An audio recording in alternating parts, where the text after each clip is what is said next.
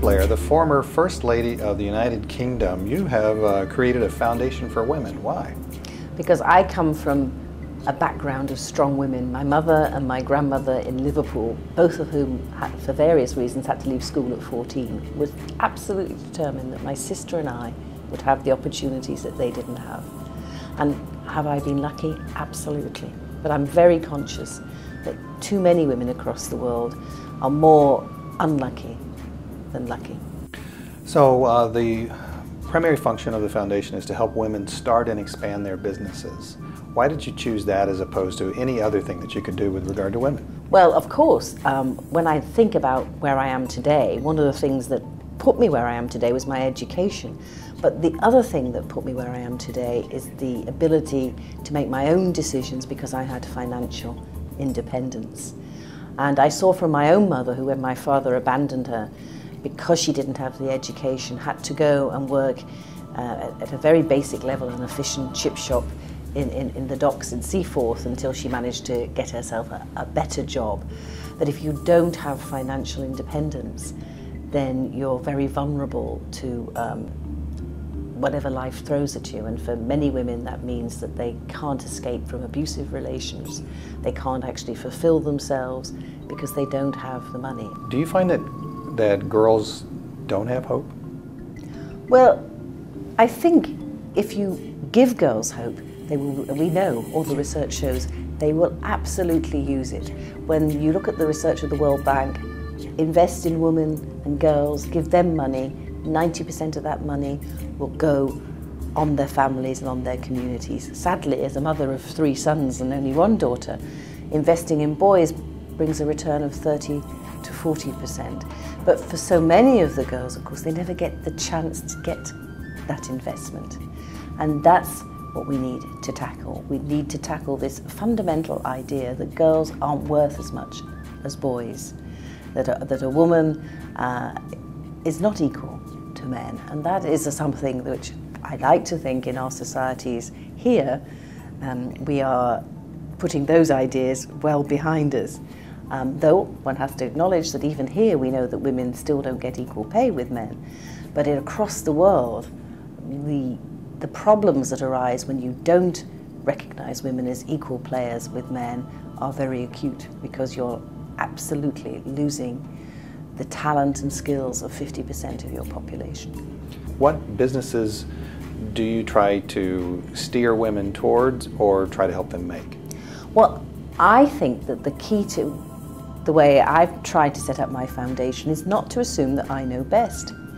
Because I don't really know exactly what it's like to live in Nablus. I can go and I can hear. I don't know. We have business in, we do work in Kenya with Care International.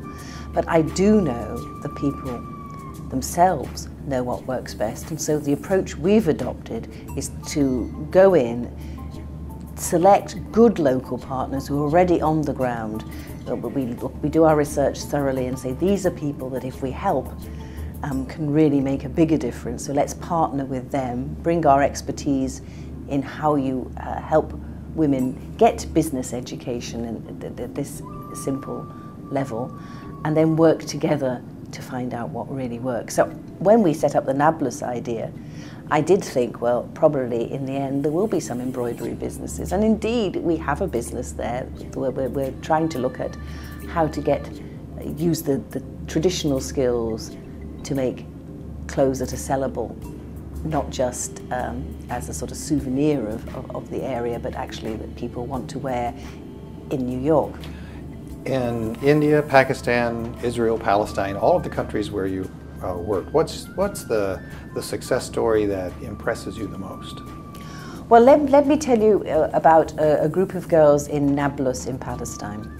I'm working with a wonderful charity there called Tomorrow's Youth Organization, and they invited me to come to see the work they were doing in Nablus. Nablus is one of the major cities in Palestine, and it has a number of refugee camps, and Tomorrow's Youth were working with the children in the refugee camps. But they asked me to come in and meet them because they were starting to realize that helping the children play, they also needed to help their mothers.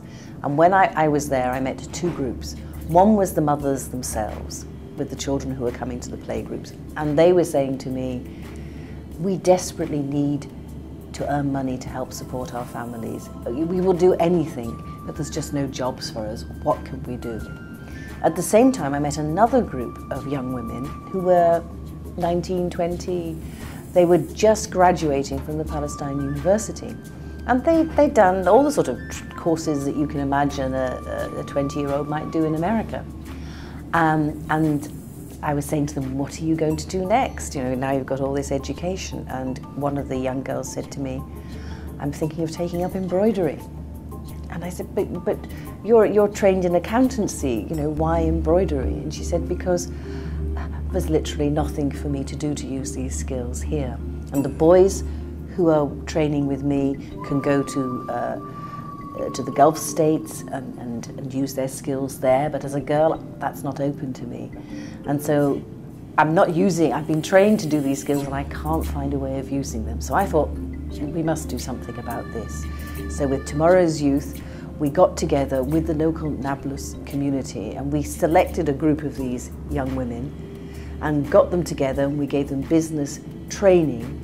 And the aim was to see what they could do to set up businesses which would also provide work for the women, the mothers. And it's amazing what has happened, and the ideas that the girls have come up with are in fact fantastic, including I think a really novel one, which is two of the girls have come up with a business plan which we're now obtaining funding for, which is a waste disposal business. They looked around Nablus and realised that there was a lot of waste, garbage around, and that there was money in that. And so they're not only cleaning the environment of their neighbourhood, but they're using that to earn money. And so the community wins, the girls win, and there will be jobs for the women. What a fantastic fusion of a win-win situation. And it's gone so well in Nablus that with Tomorrow's Youth we're now going to go over and we're hoping to set up a similar scheme in Beirut. Are there special challenges in working in Pakistan for you? I think that I've been to Pakistan on a number of occasions, and of course at the moment we have Pakistan yet again hit by a natural disaster. But the extraordinary thing I always remember about Pakistan is that I went on a visit there when I was promoting breast cancer awareness, and the President and the First Lady held a reception for me. And when I went to that reception, it invited prominent women. I met the woman governor of the central bank. I met 3 women who'd just been trained as fighter pilots. I met a woman who is a very high up commissioner in the police. And I was thinking, you'd be hard pushed to get that group of women together in my country. So Pakistan has a developed middle class where the girls are educated and where they are taking the sort of jobs that you would expect girls here in New York to aspire to. But I also went out to the Northwest Territories where there'd been an earthquake then, as there are, again, it's a region which is always being afflicted by these natural disasters. And went up to some of the rural villages where I saw women who basically lived such a remote life that, you know, to see someone like me, I mean, they wouldn't have seen someone like me probably ever in their life before. And of course, it's a completely different world there. What was interesting in those remote villages is how, again, using the resources locally. In that case, I saw a scheme where they trained some of the local women to be primary healthcare workers. Now, we're not talking about women who are trained as doctors or even as nurses, but who are trained with some very basic information about how to keep particularly pregnant women and young children healthy. And they'd have a simple kit which might have contraception advice, would have some simple immunization advice, some water purifying tablets, very basic things. But by training those women, you could get to remote areas where otherwise no doctor would come. And one of the things that I'm now developing with the idea of using the mobile phone is to see whether if we equipped those women who are these primary healthcare workers with a mobile phone, that they could actually use that as a tool for some preliminary diagnosis for ill children and mothers, and be able to transmit messages about the symptoms they see back to a hospital and get some preliminary advice for the doctor, even if that advice is, you must get that child here to the hospital. What we're looking at now is to take it to the next stage, to women who actually have an entrepreneurial skill and who could employ other people, perhaps 5, 10, 15 people. And for them, they need a slightly different form of finance, because microfinance, which works on a smaller level, doesn't have the right amount of funds for someone who now wants to take their business to the next step.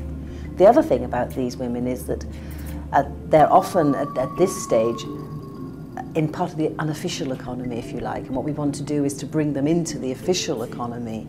So get them access to finance, access to information like how do you make a business plan, and what do you do? How do you employ other people when they're not your children? So you can't just expect them to do what you say. These problems, and give them proper business training and enable them then to be the drivers of change in their community. If you're talking about drivers of change in the community, you're talking about cultural change. Is that a good thing? Well, again, I think in relation to attitudes to women, it's definitely a good thing. And it's about what I said before, turning women from being looked at as burdens and someone who are not contributing. Now, we know, in fact, women contribute all the time to society, but it isn't always acknowledged. And I think when women get that financial independence, their contribution is much more evident to their menfolk. All of this work sounds expensive. How do you fund it? We fund it through the generosity of the mobile phones, for example. The mobile phone industry is interested in supporting this project, both through their philanthropy, but also because we're talking about getting more customers for the mobile phone. We're talking about individuals who care about others and who have been fortunate enough, as I have been, to do quite well in life and want to give something back, and who have contributed generously with their funds. And then actually we've talked about individuals who don't have much money, but who are inspired by the idea of reaching out to others, both in their own communities and elsewhere. So from the widow's mite to the millionaires' millions, people want to help other people. Look 20 years down the road and you've looked back at all that you've done. What do you think you're going to see? Well, I'm very hopeful about this whole business about using the mobile phones. I call the mobile phone the poor person's computer. We can get people access to information which enables them to help themselves, whether it's in educating themselves, whether it's in healthcare, or whether in what I care about, getting the ability to run their own businesses. And if we do that and give people the tools to help themselves, then we will see a world which actually will look back and say, why did we ever think those Millennium Development Goals were hard? That actually together we achieved them.